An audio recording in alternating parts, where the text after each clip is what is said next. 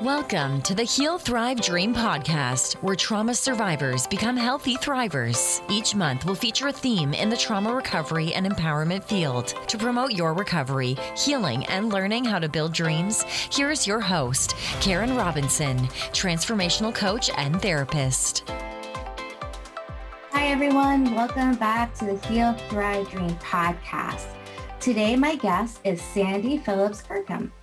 Sandy and her husband enjoy life with their 2 grown children, 2 beautiful granddaughters, and 2 fairly well-behaved dogs. They reside in Cincinnati, Ohio. After experiencing clergy sexual abuse at age 16 by her youth pastor and remaining silent for 27 years, she now uses her voice to advocate for victims and changes in the church. She has spoken before the Ohio Senate and a Maryland court. She serves on the board of COCA, which is Council on Child Abuse, is a spokesperson for the Hope of Survivors Ministry. She works with survivors conducting victim support conferences.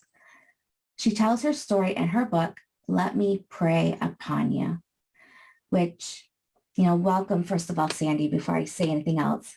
Good to be here. Thank you for being here. Yes. I wanted to tell you that, and excitement is not a great word for this, but I was thrilled to receive your book when you sent it to me.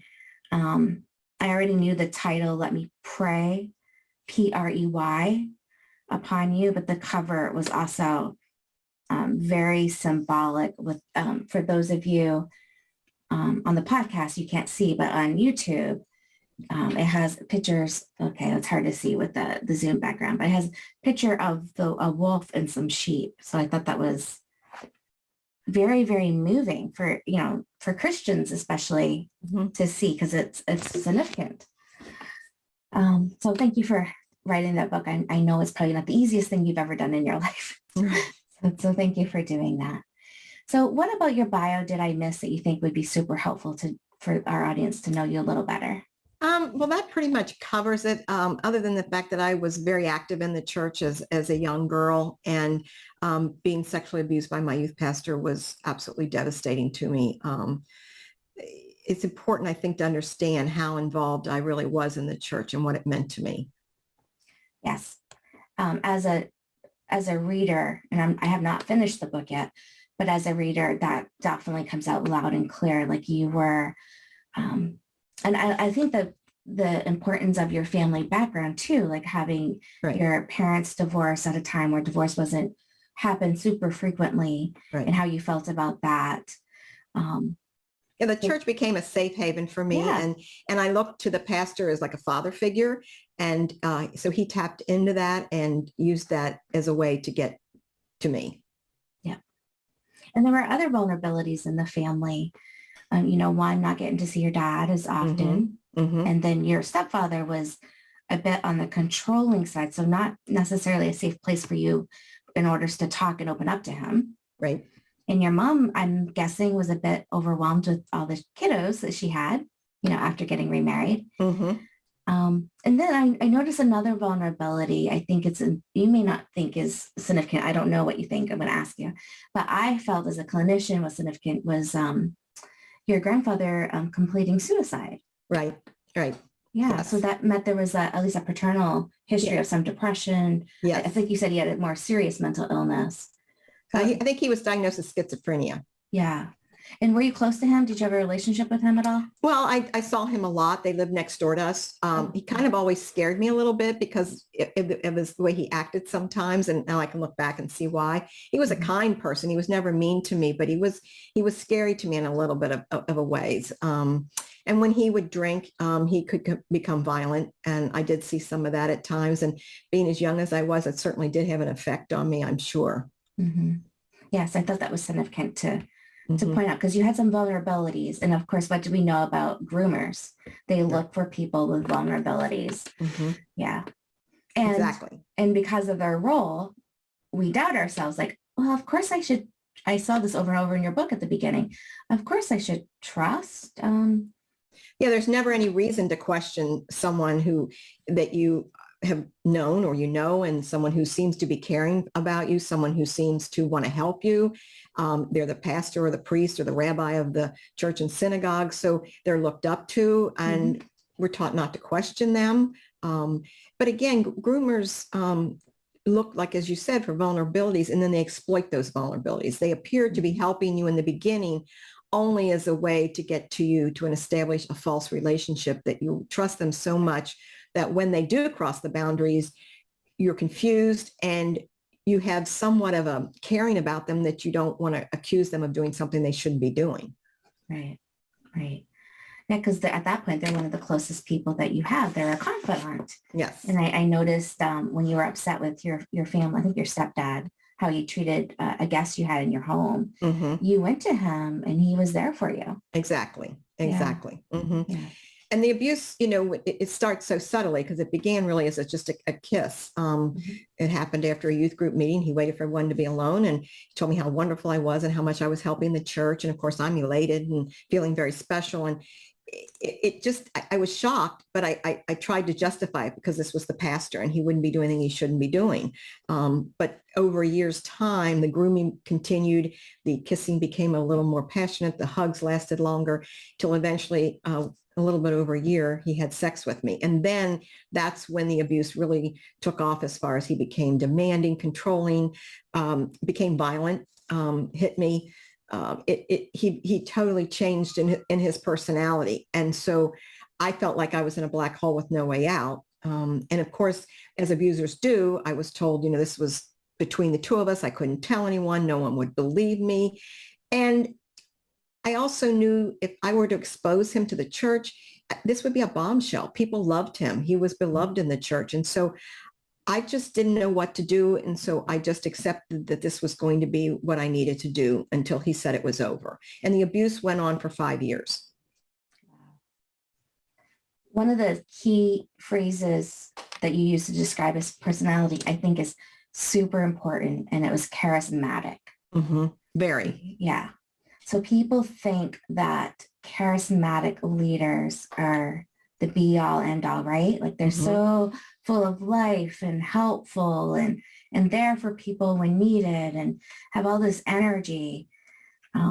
He was treated like a rock star by the members of the church. And he did some wonderful things in the church. He did transform the church. That's what charismatic leaders do. And so, as I tell people, he not only grooms a victim, but he also grooms an entire congregation. He's also manipulating them as well, because if and when he's caught, he needs his tribe around him to support him. And that is exactly what happened. In my case, he was caught and he was given a going away party and given accolades and moved to the next church. Eventually, I was called in by the elders and told that because of my behavior, I was to leave the church. And I was devastated. I was absolutely devastated. I was to blame. And that's what he told me would happen. He always had said to me, if you ever tell anyone, you'll be responsible for what happens to me and you will be blamed. Yeah. And what was your family's response when it came out? Were they supportive of you? Well, initially, the elders told me that I was not to tell anyone, including my parents. And of course, I'm in this emotional turmoil of state. I just, he's been caught. I'm assuming I'm just as guilty because, I participated in this. And at that time, I'm 21 years old. And so initially, I wasn't to tell my parents, but as rumors start in most churches, I knew more people were finding out. So I actually begged them to let me tell my parents. So I told my mom and my stepfather. My stepfather was extremely angry. I think wanted to kill him. My mother, on the other hand, wanted it to go away. And so she knew he would be leaving and thought that would end it and didn't want to make it any more than it already was. So that was somewhat her reaction. And as bizarre as this may sound, she liked him. I know. Yeah. So for her, it was like, let's just let it end and move on, which was her way of coping, I think, with a lot of things in her life. So I don't fault her for that. And they certainly didn't blame me. I wasn't looked at as, but there wasn't the knowledge in the 70s of abuse. And again, because I was 21 when it ended, I was to tell everyone that it had only been going on a year, which made it seem less obviously less of a crime or, abuse, because I was in my 20s, supposedly, when it happened. And I went along with that because, again, I was, by that point, had been so under his control and had lost myself that I just did what I was told. I just did what I was told. And then for 27 years, I kept that secret. I never told anyone. I didn't tell my husband. My close friends never knew.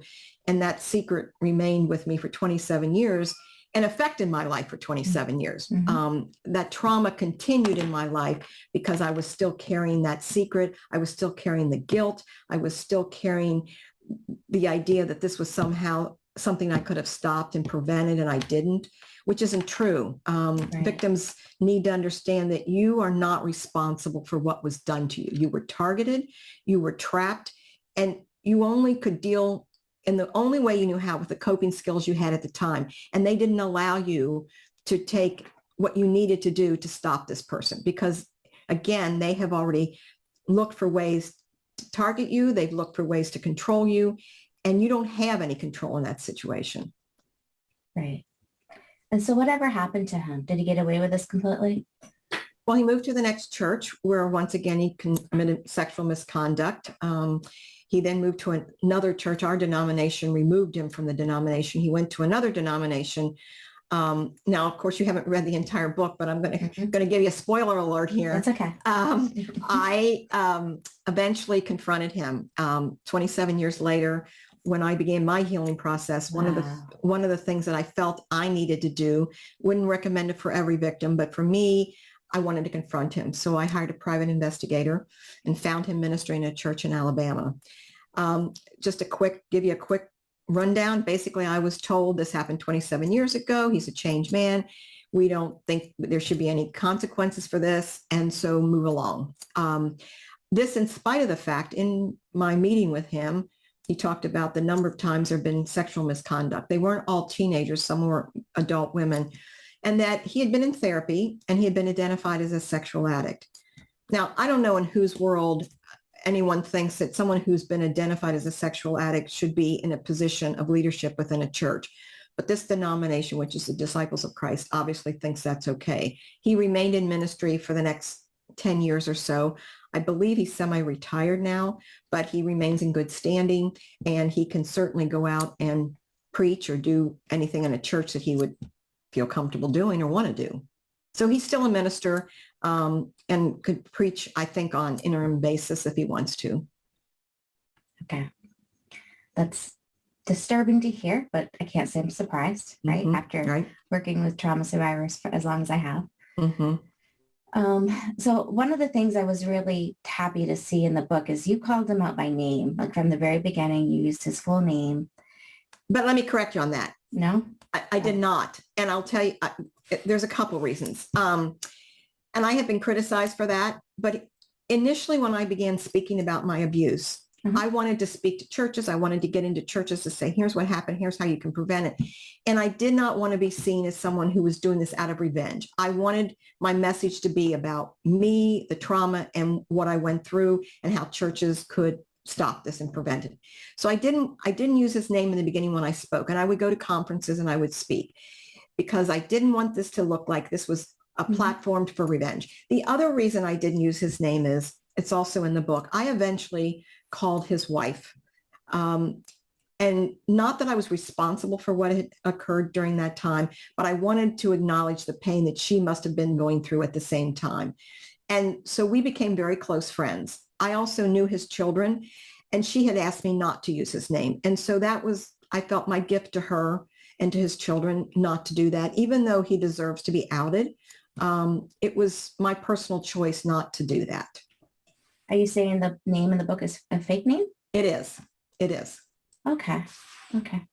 No, my intention was not to judge it. And again, I struggle with that. I did struggle a lot with that because I understand why it's important to name your abuser. I went to his church leaders. I went to the president of the denomination. I went to every minister that was in that region of that church, and I got the same answer. We don't care. It was 27 years ago. We don't want to hear it. And so I felt like I had done all I could to out him within his community. And I got nowhere with that. And so again, when I wrote the book, I decided that I would not use his name for the reasons that I just gave. Yeah. And you really don't have to explain that to anybody. No, right. Our journeys are our own. Yeah. Our healing journeys are our own. And it's important that victims understand that no one should tell you that you need to forgive. No one should tell you that you should get over it. No one should say it's been too long. I mean, I've been accused of not being healed because I continue to talk about this. And so each of us have our own journey. So I appreciate that. Yeah. And why I wanted to bring up that I thought it was his name is I was wondering about if you had consulting with, because it's risky to use somebody's name for multiple reasons. One, I did. Attorney. Yeah, I did. Well, first of all, my husband is an attorney, but I also consulted another attorney who deals in this kind of thing. And he felt very confident that I could have used his name without any legal ramifications. But again, the reasons I chose were for other reasons anyway. Mm-hmm. Yeah. Okay. All right. Well, thank you for telling us about that. Yeah. So I always feel when I work with survivors, there's choices. Right. And there's pros and cons to all choices. And so you made the best decision for you. Right. Yeah. And he knows who he is. He does. And a lot of other people know who he is. Yeah. Yeah. Okay. Let me see. What else was difficult? Like, I felt like when I was reading too, that he was emotionally abusive. Like, he kept you on your toes. Like, it was praise, criticism, praise. Is there anything about that you'd like to share? Yeah, that is a technique that a lot of abusers use. It's the narcissistic, it's to keep you in a yo-yo position. I never knew, which person was going to show up. And that was how he controlled me in many ways. And that fear factor that comes in that, I have to do what he says or I'm going to have consequences. And I never knew. And it was part of his method to keep me under his control. And again, this lasted for 5 years. So really the first couple of years I struggled and tried to get out of the relationship. I would go to him and, say to him, I can't do this anymore. Well, he would respond in one of two ways. One was very loving, very caring, that he needed me in the ministry and that we were married in God's eyes and this was God's will. And he's playing into my religious and spiritual aspect of my life. Or the other way that he responded was to shove me against the wall and tell me that I was no longer a virgin. No one was going to love me, that he was the only one that could love me. And that back and forth was just, and I eventually came to believe that. So at some point, and I would say probably in the 3 years into the relationship, I gave up. I just accepted that this was going to be my life. And I remember so vividly one day sitting down thinking, I'm never going to be married. I'm never going to have children. And this will only be over when he says it's over. And I didn't see that path happening. I didn't see him ever saying that to me. And so I just began not only to accept the relationship, but then as you'll read in the book, he became much more deviant sexually, and things that I did in my life during that time were things that I can't even imagine that I would have done, but I did because I had given up. Whatever he wanted, I was willing to do. Yeah. You were Stockholm syndromed at that point. Yes. And there's a trauma bonding that we have with our abusers and the gaslighting. He told me that he was the only one that could love me. And I know it's hard sometimes for people to understand, but just because there's a way out doesn't mean you see that way out. And so I did feel like I was in a black hole with no way out. Mm-hmm. Yeah. And when this came out, how did your stepfather acted like a father in terms of his reaction, I'm guessing? Well, he was angry. Like I said, he wanted to kill him. My mother and I both didn't want to make a scene and make it worse. At that point, all I wanted to do was to keep as few people as finding out as possible. I was embarrassed. I mean, here I was in my mind having an affair with a married man who was the pastor of my church. I mean, that's how I saw it. So for me, it was not only to protect me, but to protect him as well. And so I didn't want anything more to come out of it than already was. And I knew he was moving at that point. So, and I never told my dad. I didn't see you that. Yeah, I didn't see him as often. I had a close relationship with him in spite of that, but I I didn't want him to be disappointed in me. I didn't want to have to tell him. It was hard enough to tell my mom and my stepfather. It was hard enough that there were people in the church that I cared about and who I thought cared about me now knew, had turned against me. So for me, the fewer people who knew, the better. And that's why, again, for 27 years, I wasn't going to let anybody know about my past. And I remember thinking one day, how do I tell someone that I had an affair with a married man who was my pastor and they kicked me out of the church? I mean, how bad do you have to be kicked out of a church? So I carried all that with me for 27 years. Yeah. Is that part of you healed? Oh, yes. It has. My healing journey, I mean, I confronted him in 2004. So it's been 18 years. Not been easy, as many trauma victims will tell you. Healing is messy. You take 4 steps forward and then you take 2 steps back. And you have to let go of a lot of the lies and unravel the deceit that was put upon us. The things that he told me, I wasn't smart enough. I wasn't pretty enough. No one else was going to love me. My self-esteem at the end of that 5 years was down to nothing. I had no self-worth. It was like I deserved whatever came my way, that I just didn't deserve happiness. I had created this in my life. And so whatever came my way, I deserved. And that takes a long time to, even after I had married and had a beautiful family, I never felt worthy enough. And I will also have what I call the imposter, and I think this is a term psychologists use, the imposter syndrome, where I knew that if people really knew me and really knew about my past, they wouldn't like me and they would judge me. And so that was the other reason to keep this secret for 27 years is I didn't want the illusion that people had of me, even though it was who I really was. I was this good person and I was doing wonderful things with my family. I would volunteer. I worked at Children's Hospital as a nurse. On the outside, I was a good person, but in the inside, I didn't feel like I was that good person. I always felt like I had to prove myself. And I always knew that if anyone knew about my past, they would feel differently about me. Right. How did the abuse in the church impact your relationship with God? It destroyed it in many ways. My spiritual life was taken away from me. It contaminated everything about my spiritual life. I couldn't walk into a church without getting a knot in my stomach. I didn't want to ever be alone with a pastor again. I took my kids to church because I wanted them to have that experience, but I couldn't engage in any way. And it was always a struggle for me to go when I did. But I put on that face and I struggled through it because I wanted to look like I had a normal life, and a normal life in my circle of friends was you go to church, take your kids to church. So that's what I did. But it was very difficult for me. My spiritual life, 27 years, I never prayed. My children never had a bedtime prayer with their mother, which breaks my heart. But I did the best I could with the baggage that I was carrying. It was very, very difficult. And to this day, my relationship with God is back, but I have trouble still with church. He really destroyed that part for me. And I understand now when I go to church, if I have those feelings, I understand why I have them, and they're not as intense because before I just nodded up and I just accepted it. Now I understand why I have those feelings, so it makes it a little bit easier. Yeah. Yeah. And now you're safe. Yes, exactly. And in my trauma brain doesn't overtake my logical brain that says, this is not how everyone is in the church. And I'm more, I think, have a little more attuned to any red flag that might appear. Mm-hmm. Mm-hmm. So I feel safer for that reason. I'm not as naive and gullible. And well, remember, teenagers are supposed to be naive and gullible, right? Yes. But we think we know everything.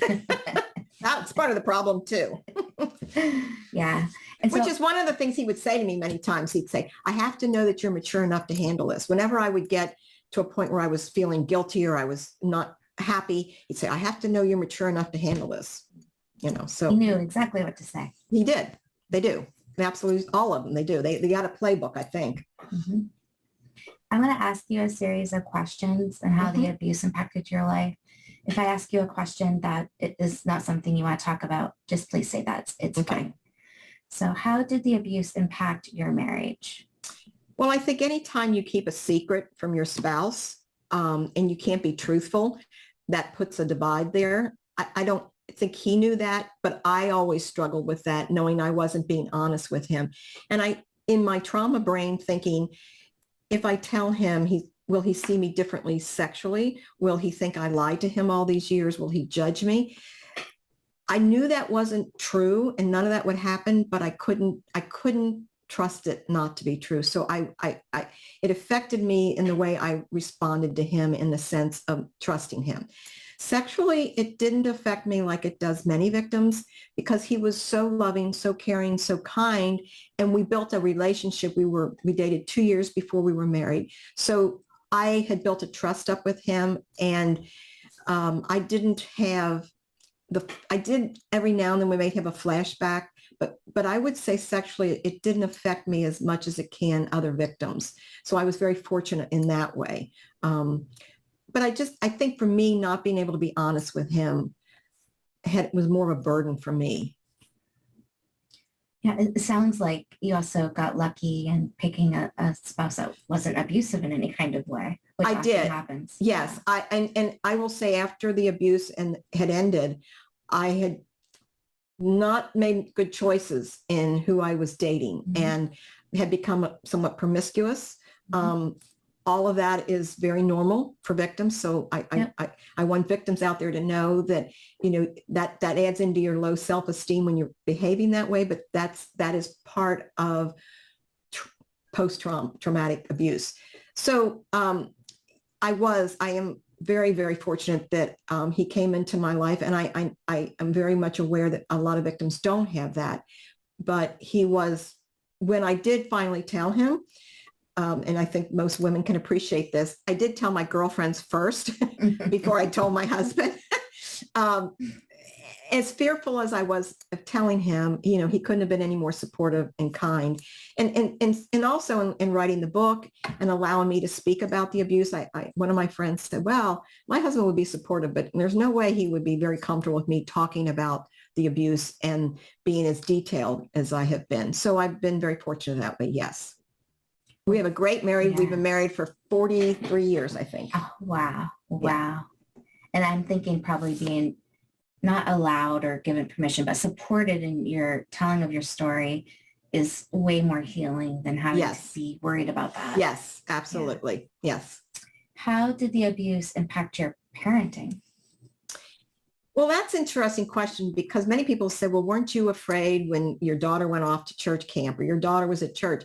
And I wasn't, because I, again, saw myself as getting the one bad apple in the barrel, that this didn't happen to anybody else, that this was so abnormal that a pastor would ever do this. So I never feared. Plus, I saw it, again, as an affair.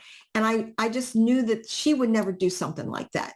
She, and I say that, because I saw it as an affair, not abuse. So I didn't have that fear that most parents would have. However, I am watchful with my granddaughters. I watch them like hawks, and I have talked to them about safe touch and how to recognize, even though they're young. So my parenting skills that I should have had with my daughter, I moved to my granddaughters when it comes to worrying about abuse. I do remember when she turned 16, my daughter turned 16, looking at her and thinking how young she was and how young I was at that time. But oddly enough, I never worried about her safety, because I think in part too, because I didn't want to acknowledge my own abuse. It was easier to put blinders on. Yeah. However, like I said, their spiritual life was not what I would have chosen for them had I been a different parent. Sure. Yeah, I think what you shared about the difference between parenting your child and your grandchildren is one I've heard before as well. Because you hadn't healed yet when you were a mom, and you had more healing. Yeah. But I'm wondering, do you recognize now anything that you did differently, whether negatively or positively, with your parenting that may have been related to the abuse? Only in the sense, again, I go back to the spiritual part of it. It's interesting. I took them to church, but I never engaged in anything. My son was 3 years old, and he walked out and said, oh, we colored a picture of David and Goliath. Do you know about David and Goliath? And I froze. I could not even engage my 3-year-old in a Bible story. So from that aspect of it, I parented in a different way than I would have. Now, I will tell a funny little story in the sense when I told my son about the abuse, and I told my children separately, I said to my son, I feel guilty and bad that I didn't give you a spiritual life that I think you deserved. And I didn't engage you in church like I wanted to. And he said, oh, Mom, I think we went to church a lot. So I think my parenting, again, there wasn't a safety issue, which there should have been, but I don't think I could have done it with, like, as you said earlier, I wasn't healed. I wasn't in a place to discuss it because it would have been too close to talking about my own abuse. And I certainly wasn't ready to do that with my children at those ages. Right. But were you able to be a warm, nurturing mom to them? Yes. Yes, that I was. I think we all look back and think, oh, I remember the time I yelled and I wish I hadn't said that or done that. But I did try to be a warm and kind, loving mother, and their father was the same way. So they did have a good, happy home life, I think. I'm very fortunate. Many victims don't come out on the other side. So many of them end up in broken relationships. They turn to drug and alcohol to numb the pain. And I was very fortunate in that I was able to not fall into those traps. Like I said, in the early on, I could have fallen and gone down a different path, but I didn't. So there was no, I call it maladaptive in my field, maladaptive coping skills, like never too much shopping, overeating, not eating, restricting, gambling. No, I really didn't. I guess my husband would argue whether I had over shopping or not, but I can't, other than I just walked around with a cloud over my head constantly. I always feared someone would find out about my past, always. And I would run into people from my former church and I would freeze because I'm thinking, oh, they know about me and they're going to tell someone. I always worried that my husband would find out. And so I didn't live a normal life in that sense, but I don't know that it was reflected in my life outside of that. Okay. And did the abuse have any impact on your physical health, your physical well-being? Like I hear the cloud, but did you have any medical problems, muscle tension? Well, only when I had the triggers that would occur periodically. I vomited once. I didn't have any long-term effects that I could tell, but I had enough trigger factors throughout the years that physically I was sick, physically ill from them. Okay. Yeah. Okay. And so we've talked about how trauma impacts health, relationships, spirituality, parenting. What about your mental health? Depression, post-traumatic stress, anxiety? Well, I think the post-traumatic stress came in with attending church and how I got a knot in my stomach, or I'd hear a song and I was in shopping one in Hobby Lobby, which they play spiritual music and religious music, and a song came on, and for whatever reason, that particular hymn sent me over the edge, and I shoved the cart away and I ran out of the store crying. So I had those kinds of moments, which were long-term because they went for 27 years. They were so frequent that, for 27 years. And for me, the trigger factors were, I handled them in a way that I said, okay, it happened. It's over. Put it back in this little part of my brain and lock the box until it comes out again. That's not healthy. So for me now, when these triggers happen, and they still do, I manage them. I understand why they come. I feel them. I let them come in, and then I let them go. Because there's nothing I can do about those. They come unexpectedly, and sometimes they're intense and sometimes they're a fleeting moment. I tell people, when most people recall a memory, it's a thought and you think about it. When abuse victims who've been traumatized recall a memory, it's physical. In the body, yeah. We get anxious, our heart races. We may throw up. We may have a moment where we can't even function, which has happened more than once to me. I was pouring iced tea for my husband one evening for dinner, and I was having this moment, and I poured 4 iced teas, and I didn't even realize that I had done it. I had lost a section of time because I was back 30 years ago. And I read tremor, you had a tremor at times. Yes. Yeah. Yeah. Yeah. Different symptoms. Okay. How did the abuse, and I recognize it, everybody's impacted differently. So there's no expectation on my part that it impacted every area of your life, although I know it can. Right. How did the abuse impact your education? Well, initially I wanted to attend a different college than I eventually attended because my abuser didn't want me going away to college. He didn't want me. And I now look back and realize he couldn't lose control of me because he probably thought that if I were to leave and get away from him, I would eventually tell someone if I'm away from him.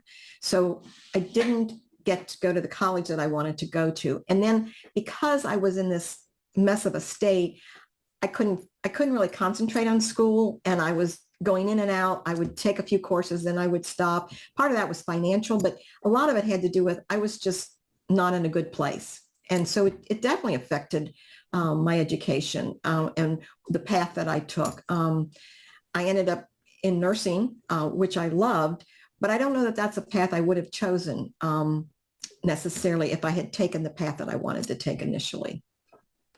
Do you think it would have been more of like the seminary path? Because you were really devout at one point. My goal in life at that point was to marry a minister and be a minister's wife and serve a church somewhere. That's what I thought would be ideal. I thought about, teaching, but all of that was derailed by him. It was totally derailed by him. Mm-hmm. And again, it took away my choice, whether or not that's what I would have ended up doing, whether or not that's what I would have been happy doing. He took away my choice and what I chose. And so I resented that. I resented that he altered and changed my life. Right. It was more resentment. I was angry.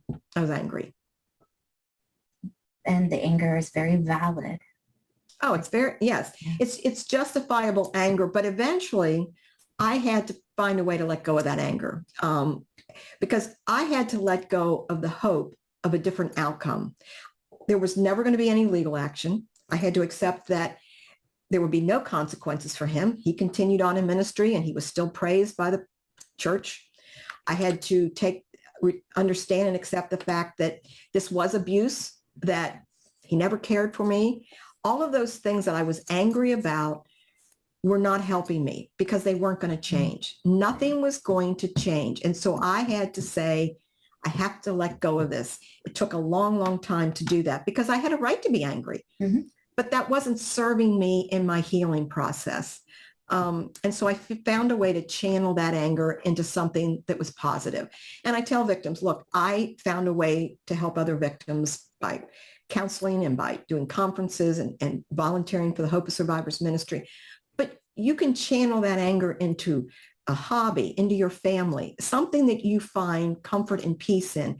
That's where you live your life. Because as long as I was holding on to the anger, he was still controlling me. Absolutely. He was still in my life. Every single day that I woke up hating him, he was still there. And the only way to let go of him was to let go of the anger. And I wanted to live, I deserved to live the life I was meant to live, not the one that was created by his abuse. And so that was my moment to say, I'm going to move forward. Now, doesn't mean there aren't moments that I still have anger, doesn't mean that I still resent the fact that I can't do anything about this man being in ministry, but I don't let it control me like it once did. And the abuse will always be a part of my life, but it doesn't have to define my life. Right. And that's how I was able to manage and find peace with myself. So before our time runs out, let me say what I would like to say to victims. Please. So the first thing that victims need to understand, and it took me a long time to come to this point, what was done to you was not your fault. You were targeted and your vulnerabilities were exploited. And whether those vulnerabilities are your age, whether it's low self-esteem, prior abuse, dysfunctional, whatever it is, that person that you should have been able to trust, whether it's a church member, a family member, whoever, should have been able to trust them, they exploited you. So there was nothing you could have done to change that because they are manipulative and they groomed you to a point where you not able to say no. Secondly, I say educate yourself. that was huge for me to be able to understand the terms grooming, manipulation, and gaslighting. Once I understood those techniques, I could clearly see how they were used on me to manipulate and control me and get me to a point where I couldn't say no. I also say that you need to tell someone. And that's coming from someone who took 27 years to finally tell someone. So I understand how hard it is to tell someone that you're being abused or you have been abused. If you've been abused in the church, I would recommend going outside of the church to tell someone. But you need to find someone to tell, and you tell your story till someone does believe you and cares about you and doesn't judge you. I would also suggest a support group. That was very instrumental in my healing, to find a support group. I'm a Protestant, but I joined the SNAP group, which is the Survivors Network Against Abusive Priests. They were very generous in allowing me to be a part of their group. I always joke that I was their token Protestant. And then, finally, if you can get counseling, I highly recommend that. And certainly what you're doing is, I applaud you for doing what you're doing and the work that you do, because we need a safe place. And victims can find that, and you can find that, I think, through a good counselor. So all of those things were helpful to me, and hopefully they would be helpful to other victims. Clearly you've given this talk before, because you listed all the things that were super helpful in your healing journey. Yes, they were. Yeah. And again, it's a long journey, and it's not an end. There is no end to healing. You won't get to a stopping point, but you can heal, and there is hope in that healing. And I want victims to know that. I want them to know there's hope. Yes. And other than your book and the service-driven work you do, like with the Senate and so forth,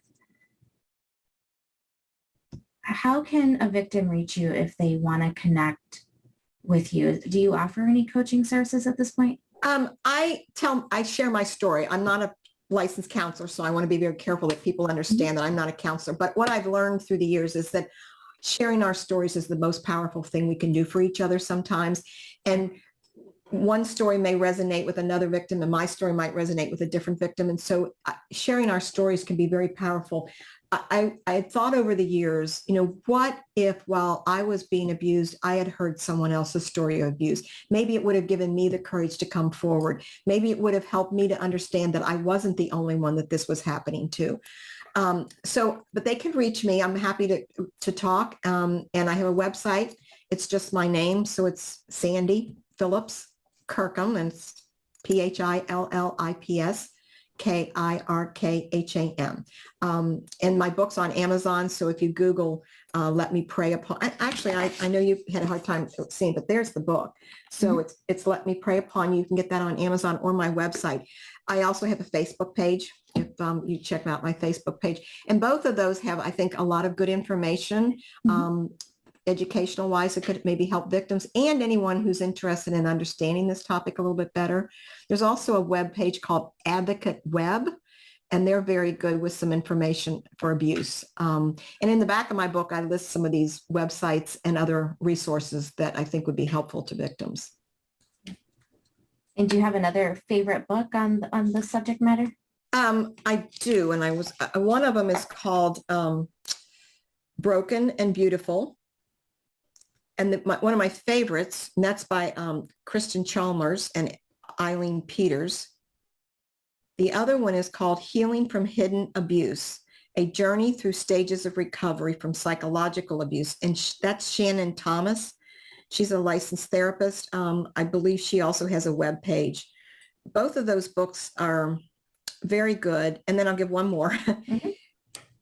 This one would be great for victims who want to read other survivor stories. It's called Victim to Survivors, Women Recovering from Clergy Abuse. And it's basically just stories of different kinds of abuse that women have gone through. And I found that to be very helpful. Again, I would encourage the education part of healing.